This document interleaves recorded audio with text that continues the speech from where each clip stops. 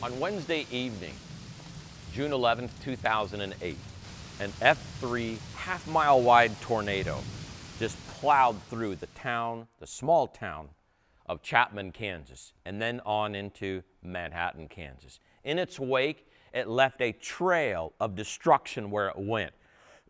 Churches, school buildings, homes, property destroyed, millions of dollars worth of damage. Fortunately, only one fatality. That was on Wednesday night.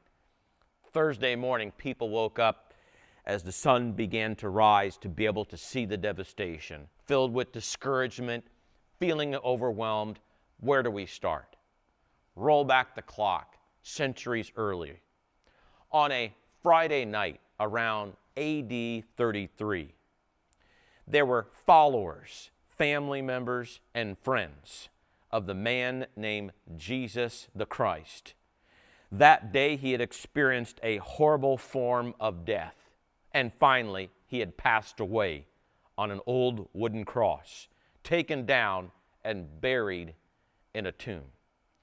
All these folks just watched all this happen, and they went back to their homes that night, filled with grief, sorrow, discouragement, feeling overwhelmed. The next morning they woke up, not much had changed, filled with that heavy grief, feeling, where do we begin? What do we do next?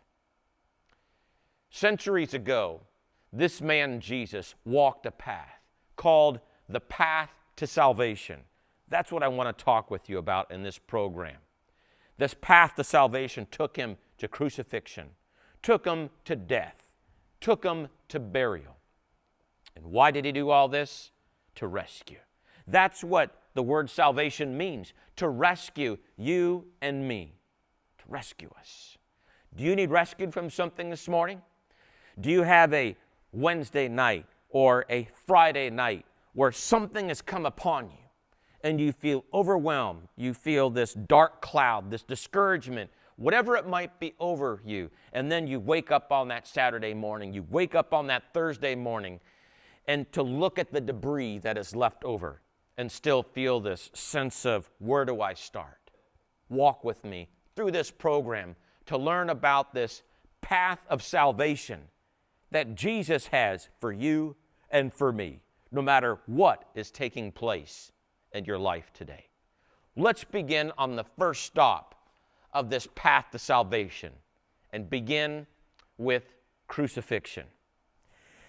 The scriptures say about Jesus, said when he came to this place that is called the skull, there they crucified him, and the criminals, one on his right and one on his left. Jesus, one of the most celebrated figures in all of world history, born somewhere around 5 BC, died somewhere around AD 33. His life was a short span of 33 years.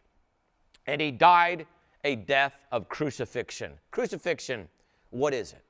It was a form of punishment, a form of death that is fortunately no longer used, that we're aware of in the modern world today. But back then, the Roman Empire, it was a common form of state execution for criminals.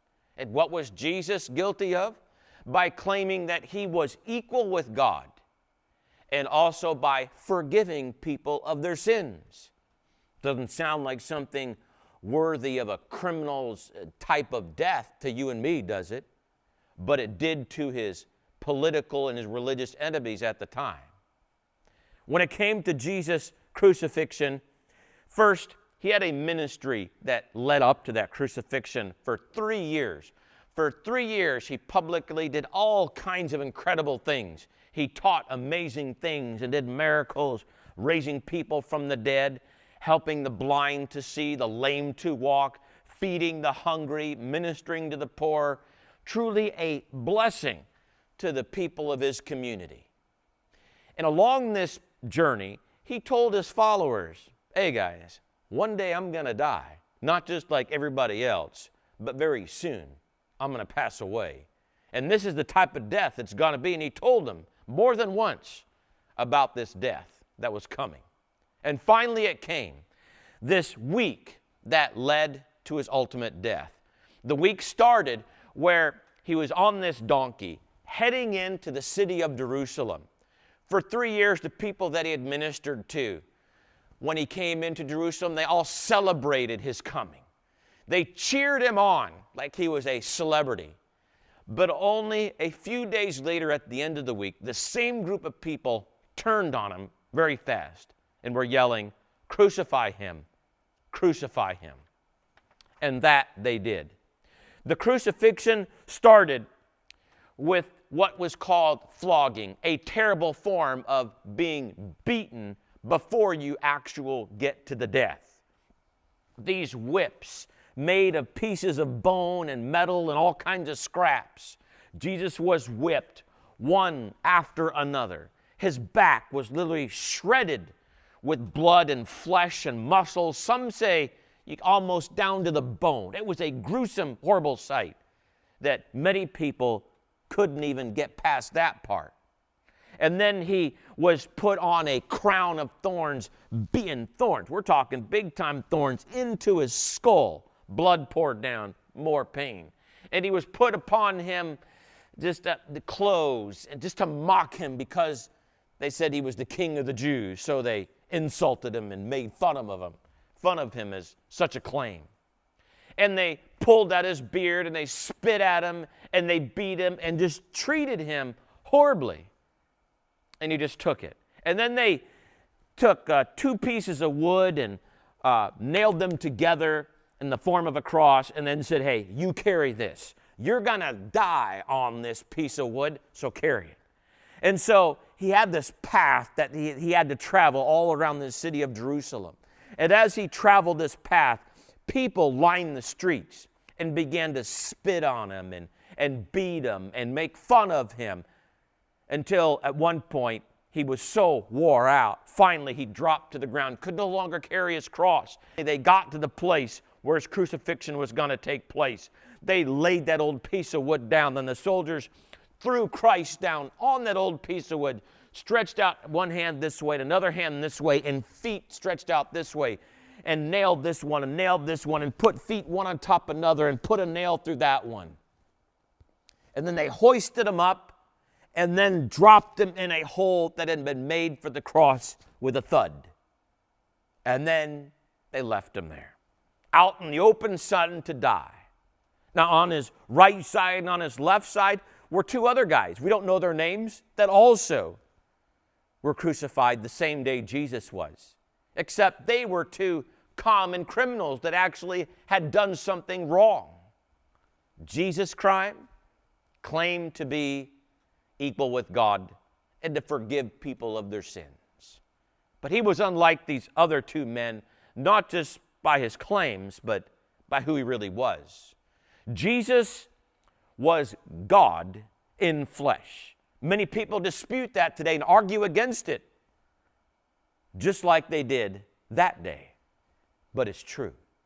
Jesus was God in human form. The all-powerful, almighty, most holy God, the most powerful being in the universe. What boggles the mind is this, is if Jesus was that, then why didn't he flex his muscle and just decimate all those around that cross? Wouldn't that seem something like we would see in a movie today, or read in a book today, or how we would act? Try to save ourselves? That boggled the minds of his own enemies, because they heard his claims, they saw his powerful works, and they said, if you are who you say you are, flex your muscle, let's see your power. Climb down from that cross, save yourself. You and I might wonder the same thing. Why would the most powerful being in all the universe willingly, voluntarily subject himself to such horrible treatment and to death and do nothing?